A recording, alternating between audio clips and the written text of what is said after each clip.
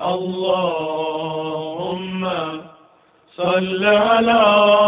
محمد وآل محمد. اعوذ باللہ من الشیطان الرجیم. بسم اللہ الرحمن الرحیم. وبہ نستعین وہو خیر المعین. الحمدللہ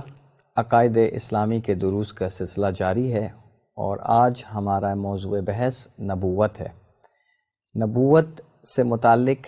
پہلا سوال جو ہمارے ذہنوں میں پیدا ہوتا ہے وہ یہ ہے کہ ہمیں نبی خدا کی ضرورت کیوں ہے؟ کیا انسان ایک الہی نمائندے کے بغیر، الہی پیغمبر کے بغیر زندگی گزار سکتا ہے؟ کیا ہم اپنے روزمرہ کی زندگی کے مسائل میں کسی رہبر الہی کے محتاج ہیں؟ کیا ہم اخلاقی حوالے سے جو ہماری مشکلات ہمیں پیش آتی ہیں اس میں کسی الہی رہبر کے ہم محتاج ہیں؟ کیا مختلف قوانین جو ہمارے اوپر لاگو کیے جاتے ہیں اس زندگی، اجتماعی زندگی گزارنے کے لیے، معاشرتی زندگی کے لیے، تو کیا ان قوانین کو بیان کرنے والی ذات انبیاء علیہ السلام کی ہونی چاہیے؟ یہ چند ایک سوالات ہیں کہ جو انسان کے ذہن میں پیدا ہوتے ہیں، اور آج انشاءاللہ کوشش کریں گے کہ ان سوالات کا کوئی بنیادی جواب آپ لوگوں کی خدمت میں پیش کریں تاکہ ہمیں پتہ چلے کہ انسانی زندگی میں انبیاء الہی کی ضرورت کیوں ہوتی ہے، کیوں ہے۔ اس بحث کو اگر ہم آگے بڑھائیں گے تو یوں ہم بات کر سکتے ہیں کہ کیا انسان کا علم لامحدود ہے، یا انسان اس دنیا میں اتنی انکشافات اور اتنی علمی ترقی کر چکا ہے، اس کے باوجود کیا دنیا میں جو موجود سائنسی حقائق ہیں کہ جو اس وقت انسان جن کو کشف کر چکا ہے، اس کے مقابلے میں وہ چیزیں، وہ حقائق کہ جو انسان نے ابھی تک کشف نہیں کیے ہیں، اگر ان کا آپس میں مقایسہ کیا جائے تو شاید یہ ایک دریا کے مقابلے میں قطرے کی مانند ہے۔ یعنی وہ سائنسی انکشافات یا معلومات یا ترقی جو انسان کر چکا ہے، اگر اس کے مقابلے میں جو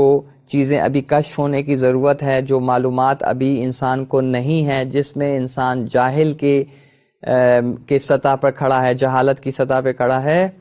تو اگر ان کا مقایسہ کیا جائے تو یہ علم قطرے کی مانند ہے اس سمندر کے مقابلے میں کہ جو جہالت کا سمندر ہے، کہ جس کو ابھی انسان نے کشف کرنا ہے۔ اب ایسے میں اگر انسان اپنی ان چند محدود معلومات پر اترانے لگ جائے اور فخر کرنے لگ جائے اور کہے کہ مجھے اب اس سے بڑھ کر علمی حقائق کو کشف کرنے کی ضرورت نہیں ہے یا میں کر لوں گا، تو یہ انسان کے خام خیالی ہے۔ پروردگار نے جو اس کائنات کا خالق ہے اس کو معلوم ہے کہ ان حقائق کو اگر جاننا ہے، کہ ان حقائق کو اگر کشف کرنا ہے تو اس کے لیے اگر رہبران الہی نہیں بھیجے جاتے تو انسان کو اس دنیا کے حقائق اور کشف کرنے کے لیے، بالخصوص جو انسانی زندگی کے لیے ضرورت ہے، اس کے لیے ہزاروں، کروڑوں، اربوں سال کی زندگی چاہیے۔ کیا یہ ممکن ہے؟ کیا انسان اتنی زندگی گزار سکتا ہے؟ البتہ یہ بات کرنے کا ارگز مطلب یہ نہیں ہے کہ ہم انسان جو ہے وہ سائنسی انکشافات نہ کرے، یا انبیاء آ کر جو ہے وہ انسانی سائنسی انکشافات ہی کو بیان کرتے ہیں۔ بات یہ نہیں ہے، بات یہ ہے کہ جہاں پر انسانیت کسی خطرے سے دوچار ہوتی ہے، انسانیت کسی ڈیڈ لاک پہ پہنچتی ہے، تو تاریخ میں ہم نے دیکھا کہ انبیاء الہی تھے کہ انہوں نے انسانیت کو اس خطرے سے نجات دلائی۔ اسی طرح آج بھی بے شمار خطرے انسان کو لاحق ہیں، تو ان خطرات کو اگر کوئی بچا سکتا ہے تو وہ الہی نمائندگان جو انسانیت کو اس خطرات سے بچا سکتے ہیں۔ انشاءاللہ اس کے اوپر ہم آئندہ اگر ہمارے پاس فرصت ہوئی تو تفصیل سے بحث کریں گے، لیکن ایک کلی بات جو سمجھنے کی ضرورت ہے کہ انسانی جو معلومات ہیں، جو انسانی علم و دانش ہے وہ محدود ہے، اور بالآخر اس کو ضرورت ہے الہی احکامات کی۔ مثال اس کی آپ کو میں یوں سمجھاؤں کہ دیکھیں، ابھی ہم بہت زیادہ اشتہاروں میں دیکھتے ہیں کہ کہا جاتا ہے کھانے سے پہلے ہاتھ دھو، کھانے کے بعد کلی کرو، اور صفائی کے جو ہے وہ بہت زیادہ احکامات جو ہے وہ ڈاکٹرز آ کے بڑے اس سے بیان کرتے ہیں کہ صفائی کے حوالے سے ان چیزوں کا خیال رکھو۔ تو 1400 سال پہلے جب انسان کو صفائی کا اتنا شعور نہیں تھا تو جناب رسول خدا صلی اللہ علیہ وسلم انسان کو ساری یہ چیزیں، احکامات جو انسانی زندگی کے لیے ضروری تھی وہ بیان کر چکے تھے، حتیٰ کہ بہت سے ایسے احکامات کہ جو ابھی تک سائنس اس کی اہمیت اور قدر کو جان نہیں سکی ہے، اس کو کشف نہیں کر سکی اس کی اہمیت، لیکن 1400 سال پہلے بعنوان مسلمان رسول خدا صلی اللہ علیہ وسلم نے ہمیں وہ احکامات بیان کر دیے ہیں۔ یہ ایک صرف صحت اور میڈیکل کے حوالے سے، اس طرح کتنے ہی ہمارے زندگی کے امور ہیں، یعنی اسلام اور شریعت نے آ کے زندگی کے ہر پہلو سے متعلق انسان کو گائیڈ لائن مہیا کی ہے۔ اب انسان اگر ان کے مطابق زندگی نہیں گزارتا تو ایک سالم جسم کے ساتھ اس کے لیے زندگی گزارنا مشکل ہوتا ہے۔ ٹھیک ہے کہ 1400 سال بعد بہت ساری چیزوں میں انسان نے ترقی کی ہے، لیکن ایک تو یہ کہ 1400 سال کا سفر طے کرنے لگا ان باتوں کو سمجھنے کے لیے، اور جو مزید احکامات، جو احکامات شریعہ جو ہے ہمیں انبیاء علیہم السلام دے کر گئے ہیں، ان کو کشف کرتے کرتے ہو سکتا ہے کہ اور مزید ہزاروں سال کا سفر انسان کو طے کرنا پڑے۔ تو اس عرصے میں انسانیت جو ہے وہ جو نقصان اٹھا رہی ہوگی، تو وہ لوگ کہ جو الہی منبع سے، الہی سرچشمے سے، الہی رہبران سے جدا ہوں گے، اس کا نقصان جو اٹھائیں گے وہ کس کے ذمہ ہے؟ انسانیت کو جو نقصان اٹھانا پڑے گا، حتماً جو انسانوں کو الہی نمائندوں سے دور رکھتے ہیں اس کے قصوروار وہ لوگ ہیں۔ یہ ایک مرحلہ۔ پس پہلا مرحلہ کہ انسانی معلومات بہت محدود ہے، انسانی علم اور دانش اتنی ترقی کرنے کے باوجود بھی بہت حد تک محدود ہے، اور ایسے میں ہمیں رہبران الہی کی ضرورت ہے کہ جو ہماری ان محدود علم کے باوجود ایسے بنیادی چیزیں ہمارے علم میں لائیں، ہمارے لیے بیان کریں کہ جس سے ہم اپنے انسانی زندگی کو بہت سارے خطرات سے بچا سکیں۔ دوسرا موضوع، یہ دوسری اہم نقطہ، وہ انسان کی تربیت کے حوالے سے، تعلیم و تربیت کے حوالے سے۔ دیکھیں، انسان کو خدا نے خلق کیا، اب یہ جو پروردگار ہے انسان کی ایک ایک فطرت سے آگاہ اور آشنا ہے۔ اب اس انسان کی تربیت کیسے دی جائے، اس کی کون سی چیزیں اس کی تعلیم کے لیے ضروری ہیں، اور کس انداز میں اس کی تعلیم و تربیت کی جائے، سب سے بہترین اگر کوئی ہستی اس بارے میں جانتی ہے تو وہ خالق کائنات ہے، اور خالق کائنات نے اپنے انبیاء علیہم السلام کو اسی لیے اس دنیا میں بھیجا تاکہ وہ الہی نظام میں تعلیم و تربیت کو لاگو کر سکیں، لوگوں تک پہنچا سکیں، تاکہ انسان اپنے کمال کو حاصل کر سکے۔ دیکھیں، انسان کو آپ کو معلوم ہونا چاہیے کہ دو چیزوں کا مجموعہ ہے، انسان روحی ایک انسان کی حقیقت ہے، اور ایک انسان کی جسمانی اور مادی حقیقت ہے۔ جو غربی معاشرہ ہے وہ اپنی تمام ترقی کے باوجود اگر کوئی کام کر سکا ہے انسانیت کے لیے تو اس کی مادی ترقی کے لیے اس کے پاس قوانین ہیں، اور اس کے پاس مادی ترقی کے حوالے سے انسان کے بارے میں جو ہے وہ نظریات دے سکا ہے، لیکن انسان کی روحانی ترقی، اس کی روحانی ضروریات، اس کو کون پورا کرے گا؟ یہ ایک الہی نمائندے کے بغیر ان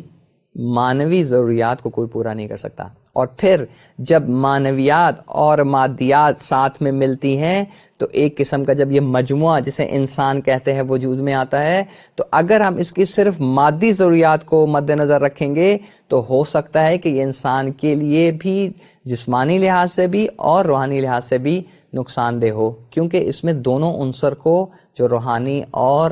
مانوی اور جسمانی اور مادی عنصر، یہ جو دونوں ہیں، ان کی طرف توجہ نہیں کی گئی۔ پس یہاں سے ہمارے لیے ایک بات اور ایک اور انداز میں واضح ہوتی ہے کہ انسان کی تعلیم و تربیت کے لیے پروردگار ہی بہترین مربی ہے، اور اس کے لیے خدا نے الہی مربی اپنے نمائندگان انبیاء کی شکل میں بھیجے کہ جو انسان کی فطرت سے آشنا ہیں، ان قوانین سے، ان اصولوں سے آشنا ہے کہ جس کے ذریعے سے انسان کی تربیت کی جاتی ہے، تو اس کے بعد وہ ان اصولوں کے مطابق انسان کے لیے قوانین پیش کرتے ہیں، وہ تربیت کرتے ہیں انسان کی اور انسان کو کمال تک پہنچاتے ہیں۔ تو پس اگر الہی نمائندگان سے رابطہ کاٹ دیا جائے تو انسان اپنے کمال کو حاصل نہیں کر سکتا۔ کیوں؟ اس لیے آج کل کی سائنس جو اپنے تمام ترقی کے باوجود اور صرف انسان کے جسم کے بارے میں بات کرتی ہے، اس کی انسان کی معنویت اور اس کی روح سے اس کا کوئی تعلق نہیں ہے۔ بس یہ الہی نمائندگان ہیں کہ جنہوں نے انسان کی بطور کامل انسان تربیت اور پرورش کرنی ہے۔ تیسرا مرحلہ انسان کی اجتماعی اور اخلاقی انسان کے مسائل ہیں کہ جو انسان کی زندگی میں پیش آتے ہیں۔ اب انسان ان اجتماعی اور اخلاقی مسائل میں چاہتا ہے کہ کوئی اس کا آئیڈیل ہو، چاہتا ہے کہ کوئی اس کو دیکھ کے اس کی پیروی کرے۔ بہت سارے مسائل میں وہ جب اخلاقی حوالے سے فکری پریشانی کا شکار ہوتا ہے تو وہ چاہتا ہے کہ اس کے لیے کوئی ایک ایسی شخصیت ہو کہ جو نمونہ عمل بنے،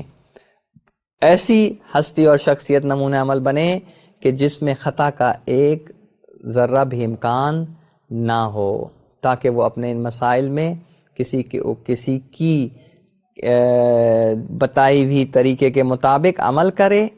اور اپنے آپ کو ان اخلاقی اور اجتماعی مسائل سے نجات دلا سکے۔ تو یہاں پر ہمیں ایسے انبیاء الہی، ایسے نمائندگان الہی کی ضرورت ہوتی ہے کہ جو انسان کے لیے نمونہ عمل بن سکیں اور ان مشکلات کا جو اخلاقی لحاظ سے، اجتماعی لحاظ سے، معاشرتی لحاظ سے انسان کو پیش آتے ہیں، ان کا مقابلہ کر کے انسان کو بتا سکے کہ ان مسائل کا حل ایسے نکالا جاتا ہے، اور کیوں ہم بے عنوان نمائندہ الہی ہم نے اس انداز میں جو ہے عمل کیا ہے تو تمہارے لیے یہ حجت ہے، تمہارے لیے اس کے اوپر تم اگر اسی طرح اسی انداز میں زندگی گزارو گے تو اپنے آپ کو ان مسائل سے نجات دلا سکو گے۔ ہم دیکھتے ہیں کہ انبیاء علیہ السلام ایک تحریک چلاتے ہیں۔ جناب رسول خدا صلی اللہ علیہ وسلم جس معاشرے میں آنکھ کھولتے ہیں وہ عرب کا جو ہے تعلیم کے لحاظ سے جاہل ترین معاشرہ تھا اور اخلاقیات کے لحاظ سے فاسد ترین معاشرہ تھا۔ ایسے میں جناب رسول خدا صادق اور امین کا رول پیش کر کے، صادق اور امین کے عنوان سے پوری دنیا کو اور آنے والی دنیا ہے تک کی جتنی انسانیت ہے اس کے سامنے یہ بات پیش کرتے ہیں کہ فاسد ترین معاشرے میں بھی امین اور صادق رہ کر زندگی گزاری جا سکتی ہے۔ امین اور صادق بن کر جو ہے جتنی بھی مشکلات ہو، جتنے بھی اخلاقی فسادات ہو، انسان زندگی گزار سکتا ہے۔ تو یہ رول ماڈلز، یہ نمونہ عمل ہمارے لیے الہی نمائندگان ہیں کہ جو اس وقت انسان کی طبیعت، مزاج، فطرت کے مطابق جانتے ہیں کہ انسان کو کیسے عمل کرنا ہے۔ اب ہم ایک اگلے مرحلے کی طرف بڑھتے ہیں، اور وہ اگلا مرحلہ کیا ہے؟ وہ اس سے زیادہ گہرائی کے ساتھ امور کو دیکھنے کا ہے، اور وہ کیا ہے کہ ہم دیکھتے ہیں کہ انسان جب اس دنیا میں آیا ہے تو دو فرد بھی اگر ہیں تو ان کو بہتر زندگی گزارنے کے لیے قانون کی ضرورت ہے، اور جب یہ دو افراد ایک خاندان میں تبدیل ہوتے ہیں اور اس کے بعد ایک گھر تشکیل پاتا ہے تو اس گھر میں رہنے کے لیے بھی ان کو قوانین کی ضرورت ہوتی ہے، اور پھر اس طرح اس گھروں سے گھرانے تشکیل پاتے ہیں، خاندان تشکیل پاتا ہے تو اس خاندان کے لیے بھی کچھ قواعد اور اصولوں کی ضرورت ہوتی ہے، کچھ قوانین کی ضرورت ہوتی ہے۔ اور اگر ہم چاہتے ہیں کہ ایک بہترین معاشرہ تشکیل پائے اور اس طرح معاشرے کے ساتھ جو ہے وہ پورا شہر اور شہر کے ساتھ صوبہ اور ملک اور پوری دنیا میں افراد ایک دوسرے کے ساتھ زندگی گزار رہے ہیں، ایک یونیورسل معاشرہ جو ہے، گلوبل سوسائٹی جو ہے وجود میں آتی ہے، تو ان سب کو اپنے اپنے درجات پر قوانین کی ضرورت ہے، اور یہ قوانین جیسے جیسے انسان کی تعداد اور افراد کی تعداد بڑھتی چلی جاتی ہے، معاشرے کا جو حجم ہے اور سائز ہے بڑھتا چلا جاتا ہے، یہاں تک کہ پوری دنیا کے افراد کی جب بات ہوتی ہے تو بہت ہی پیچیدہ قسم کے قوانین انسانیت کو چاہیے تاکہ وہ ان قوانین کے ذریعے سے اپنی ارتقاء کے عمل کو جاری رکھ سکے اور کمال کو حاصل کر سکے۔ تو ایسے میں ہمیں معلوم ہوتا ہے کہ دنیا میں سب سے بہترین قانون گزار ہستی پھر کون ہو سکتی ہے، سوال ہے۔ تو انسان اگر اس پہ توجہ کرے کہ جو انسانی فطرت سے اور معاشروں کی اس تشکیل سے، اس کے اندر پیدا ہونے والے مسائل سے سب سے بہتر آشنائی رکھتا ہے، وہ انسان کا خالق ہے، پروردگار کی ہستی ہے۔ اب یہ خالق کائنات اپنے نمائندگان کے ذریعے سے افراد کو بھیجتا ہے کہ جو اس بہترین اجتماعی زندگی اور معاشرتی زندگی گزارنے کے قوانین ہمارے لیے لاگو کرتے ہیں، ہمارے لیے بیان کرتے ہیں۔ اگر ہم قرآن پاک کو اٹھا کے دیکھیں تو یہ دیکھا جائے تو اس میں بہت سارے جو ہے قوانین اور نظاموں کی بات کی گئی ہے کہ صرف کسی کو ان کو مطالعہ کر کے سمجھ کر ان کو معاشرے میں لاگو کرنے کی ضرورت ہے۔ تو یہ انبیاء علیہم السلام ہیں کہ جو بہترین قانون گزار ثابت ہو سکتے ہیں۔ کیوں؟ اس لیے کہ قانون گزار ہونے کے لیے چند خصوصیات کا حامل ہونا چاہیے۔ پہلی خصوصیت کہ وہ جو قانون بنا رہا ہے اس سے کوئی مفاد نہ ہو، وہ بلکہ بے لوث ہو کے جو ہے وہ ان قوانین کو بنا رہا ہو۔ اگر کوئی اپنے مفاد کو دیکھ کر قانون بنائے گا تو وہ قانون کبھی بھی صحیح نہیں ہوگا۔ تو انبیاء علیہ السلام ہمیشہ کیونکہ الہی گائیڈنس سے اور الہی وحی سے مربوط تھے تو ہمیشہ وہ قوانین جو ہے ان کو بیان کرتے تھے کہ جن کا ان سے اپنی ذات سے ان کا تعلق نہیں تھا، اس کو فائدہ پہنچانا مقصود نہیں ہوتا تھا۔ اسی طرح وہ افراد جو ہے وہ الہی قوانین کو بیان کر سکتے ہیں، بنا سکتے ہیں جو ہر قسم کے خطا سے پاک ہوں، کہ انبیاء علیہ السلام میں یہ صفت پائی جاتی ہے۔ اور وہ بہترین قانون گزار ہو سکتا ہے کہ جو نہ صرف انسان کی حقیقت سے آشنا ہو، فطرت سے آشنا ہو کامل طور پر، بلکہ جس مختلف انسانوں کی وجہ سے جو ایک معاشرہ تشکیل پا رہا ہے اس کی ضروریات سے بھی آشنا ہو، اور پھر وہ جانتے ہوں کہ انسانی معاشرے کو کیسے، اس کے اندر کیسے نکھار پیدا کیا جاتا ہے، اس معاشرے کے اندر جو افراد رہ رہے ہیں ان افراد کی صلاحیتوں سے کو کیسے ان سے استفادہ کیا جا سکتا ہے، ان کو کیسے بروئے کار لا کے ایک بہترین معاشرے کی تشکیل دی جا سکتی ہے، یہ شخص قانون گزاری کا حق رکھتا ہے۔ اور اسی طرح دیگر مسائل کہ جس کا جو صرف الہی قانون گزار ہے اس میں وہ یہ صفات پائی جاتی ہیں کہ اگر ہم تھوڑا غور و فکر کریں تو ہم ایک لمبی فہرست بنا سکتے ہیں کہ قانون گزار، بہترین قانون گزار میں یہ صفات ہونی چاہیے۔ اور یقیناً مثلا ایک اور جیسے صفت ہے کہ وہ صاحب علم ہونا چاہیے، جاہل شخص جو ہے وہ قانون گزار نہیں ہو سکتا۔ پھر جو ہے وہ بلا خوف و خطر اس کو اجرا کرنے کی اس کے اندر صلاحیت و طاقت ہو، یعنی کسی کے خوف نہ ہو، کسی کا ڈر نہ ہو کہ اس کے خوف اور ڈر سے وہ قوانین کو اس میں جو ہے وہ تحریف کر دے یا اس میں تبدیلی کر دے، بلکہ وہ بے خوف و خطر قوانین کو لکھے، بیان کرے اور ان کو لاگو کرنے کے لیے تگ و دو کرے۔ تو یہ تمام صفات صرف اور صرف اگر ہمیں دکھائی دیتی ہیں تو وہ انبیاء الہی میں دکھائی دیتی ہیں۔ تو سامعین عزیز، آج کی گفتگو میں ہم نے اس بات کو جاننے کی ضرورت محسوس کی کہ انبیاء کے وجود کی ہماری زندگیوں میں کیا اہمیت ہے، کیا قدر و قیمت ہے۔ تو ہمیں پتہ چلا کہ ہمارا علم، ہماری دانش جو ہے وہ بہت محدود ہے، اور ہمیں ایک ایسے منبع سے منسلک ہونے کی ضرورت ہے کہ جو لامحدود علم کا حامل ہو، اور وہ خدا کی ذات ہے، اور وہ خدا کی ذات جو ہے وحی کے ذریعے سے انبیاء علیہم السلام تک اس لامحدود علم کو پہنچا رہی ہے۔ ان کے ذریعے سے وہ ہمارے بہت سارے مسائل کو جو ہمیں پیش آنے تھے، ہمیں 1400 سال پہلے، جیسے جناب رسول خدا ہیں تو انہوں نے بہت سارے مسائل کا حل 1400 سال پہلے ہی دے دیا تھا، کہ جو اب سائنس ترقی کرنے کے بعد اب متوجہ ہو رہی ہے کہ ان مسائل کا حل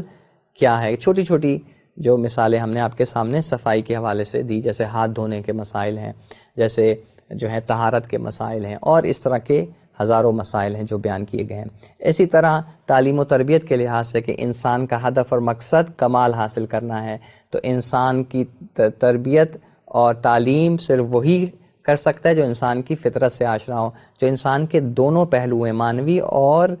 مادی، جسمانی اور روحانی پہلو دونوں کو سامنے رکھ کے انسان کی تربیت کرے، وہی انسان کی بہترین تربیت کر سکتا ہے، اور یہ صفت صرف اور صرف انبیاء علیہم السلام میں پائی جاتی ہے۔ اور تیسرا، اجتماعی اور اخلاقی مسائل میں انسان کو